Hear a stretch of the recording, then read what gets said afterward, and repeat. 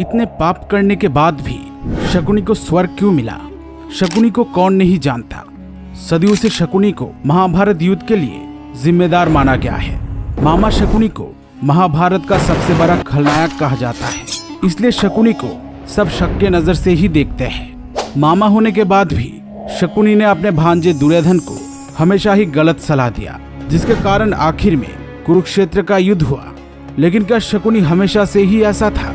शकुनी की शकुनी बनने की एक कहानी है जिसके बारे में ज्यादातर लोग नहीं जानते हैं। कहा जाता है कि परिस्थिति किसी मनुष्य को किसी भी हद तक गिरने के लिए मजबूर कर सकता है। आज के इस वीडियो में शकुनी के असली सच के बारे में जानेंगे। कृपया आप इस वीडियो को आखिर तक देखिएगा। इस वीडियो को देखने के बाद आप भी शकुनी को सम्मान की दृष्टि से देखना शुरू कर देंगे। इस वीडियो में ये भी जानेंगे कि इतने पाप करने के बावजूद शकुनी को आखिर स्वर्ग क्यों मिला। आज के अफगानिस्तान के कांदाहार को महाभारत काल में गांधार के नाम से जाना जाता था। गांधार के राजा का नाम सुबल था। राजा सुबल गांधारी और शकुनी के पिता थे। एक बार सुबल ने अपने राज्य में एक विशाल यज्ञ किया। इस यज्ञ में सारे ऋषि मुनियों को बुलाया गया। इस यज्ञ को देखने के लिए एक ज्योतिषी भी आए थे। जब उन्होंने राजा सुबल की पुत्री गांधारी को देखा तब वो जान गए कि गांधारी पर एक ग्रह का दोष चढ़ा हुआ है। इस वजह से अगर किसी के साथ गांधारी का विवाह कराया जाएगा तो विवाह के बाद उसकी मृत्यु हो जाएगी। ज्योतिषी ने राजा सुबल को जब ये बात बताया तब राजा सुबल बहुत दुखी हो गए। राजा सुबल की गांधारी के अलावा और कोई पुत्री नहीं थी। वो गांधारी से बहुत प्रेम करते थे, इसलिए ज्योतिषी की बात सुनकर सुबल बहुत चिंतित हो गए। इसके बाद बहुत सोच विचार कर उन्होंने एक बकरे के साथ गांधारी का विवाह कर दिया और विवाह के बाद इस बकरे की बलि चढ़ा दी गई। इसके बाद गांधारी का ग्रह दोष हट गया। बाद में राजा धृतराष्ट्र से गांधारी का विवाह हुआ। धृतराष्ट्र जन्म से ही अंधे थे, इसलिए विवाह के बाद एक पतिव्रता स्त्री की तरह गांधारी ने अपने आंखों में पट्टी बांध ली थी। गांधारी गांधार राज्य में अपने सुंदर आंखों के लिए जानी जाती थी, लेकिन विवाह के बाद उन्होंने अपने सुंदर आंखों को अंधेरे में धकेल दिया। शकुनी अपने बहन गांधारी से बहुत प्यार करते थे। जब उन्होंने गांधारी का ये हाल देखा तब वो बहुत दुखी हो गए। दोस्तों, हस्तिनापुर में किसी को गांधारी की पहली विवाह और उनके पहले पति के बारे में पता नहीं था, लेकिन एक दिन धृतराष्ट्र को गांधारी की पहले विवाह के बारे में पता चल जाता है। तब उन्हें लगता है कि उनके साथ बहुत ही बड़ा विश्वासघात हुआ है। वो हस्तिनापुर के महाराज है, उनके साथ ऐसा छल कैसे हो सकता है? इस बात को वो सह नहीं पाए। उन्होंने राजा सुबल और उनके परिवार के सारे सदस्यों को सजा देते हुए एक काल कोठरी में बंद कर दिया। सुबल के परिवार में 100 सदस्य थे, लेकिन उनके पूरे परिवार को दिन में सिर्फ एक मुट्ठी चावल खाने को दिया जाता था। जहाँ दिन भर एक मुट्ठी चावल खाकर एक इंसान जिंदा नहीं रह सकता, वहाँ 100 लोगों को ये खाना दिया जाता था।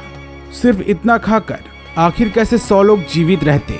राजा सुबल के परिवार को भूख से तड़पाकर मारने के लिए ही धृतराष्ट्र ने यह दंड दिया था।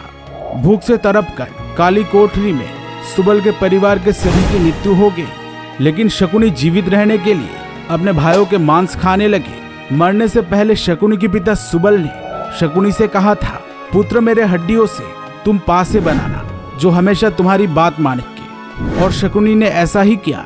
यही कारण था कि शकुनी की पास से हमेशा उनकी बात मानते थे। मरने से पहले शकुनी के पिता ने धृतराष्ट्र से शकुनी के लिए जीवन दान मांगा। तब धृतराष्ट्र ने तरस खाकर शकुनी को मुक्त कर दिया। बहुत लोगों का मानना है कि धृतराष्ट्र ने नहीं, दुर्योधन ने अपने मामा शकुनी को जीवन दान दिया था। इसके बाद से शकुनी हस्तिनापुर में ही रहने लगा। कहा जाता है श्री कृष्ण के बाद शकुनी ही महाभारत के सबसे बुद्धिमान व्यक्ति थे। अपने परिवार के साथ हुए अन्याय का बदला लेने के लिए शकुनी ने महाभारत जैसा महाविनाश कराया।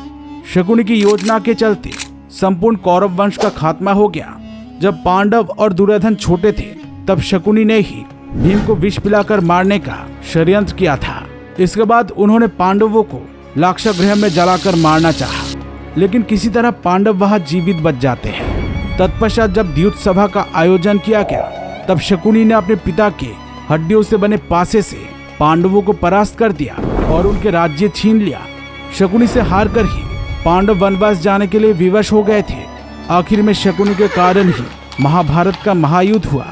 अगर भगवान श्री कृष्ण पांडवों के साथ न होते तो पांडव कभी भी शकुनी की योजनाओं से बच नहीं पाते। सारे कौरवों के साथ शकुनी ने भी कुरुक्षेत्र के युद्ध में भाग लिया था। इस युद्ध के अंतिम दिन में शकुनी और सहदेव में भयंकर युद्ध हुआ था। युद्ध के दौरान सहदेव ने कुल्हाड़ी से शकुनी का वध कर दिया था। भले ही कुरुक्षेत्र में शकुनी की मृत्यु हो गई थी, लेकिन मरने से पहले शकुनी ने अपने परिवार के साथ हुए अन्याय का बदला लिया था। मरने से पहले उसने संपूर्ण कुरुवंश का विनाश कर दिया था। कहते हैं मरने के बाद शकुनी को स्वर्ग मिला था। इतने पाप करने के बाद भी आखिर क्यों शकुनी को स्वर्ग मिला? शकुनी ने जो भी किया था वो अपने परिवार के साथ हुए अन्याय का बदला लेने के लिए ही किया था। कहा जाता है कि कुरुक्षेत्र की पवित्र भूमि में जिसकी भी मृत्यु हुई थी उसे स्वर्ग प्राप्त हुआ था। इसी वजह से शकुनी और दुर्योधन भी स्वर्ग में गया था। बहुत लोग आज भी शकुनी को सम्मान की दृष्टि से देखते हैं। इसी वजह से केरल में शकुनी की एक मंदिर भी मौजूद है। शकुनी की जिंदगी की इस कहानी को जानने के बाद आप शकुनी को अच्छा समझते हैं या बुरा, कमेंट करके जरूर बताएं। वीडियो पसंद आई हो तो इसे जरूर एक लाइक कर दीजिए। ऐसे और रहस्यमय वीडियोस के लिए चैनल को सब्सक्राइब करके ऑल नोटिफिकेशन सिलेक्ट कर लीजिए।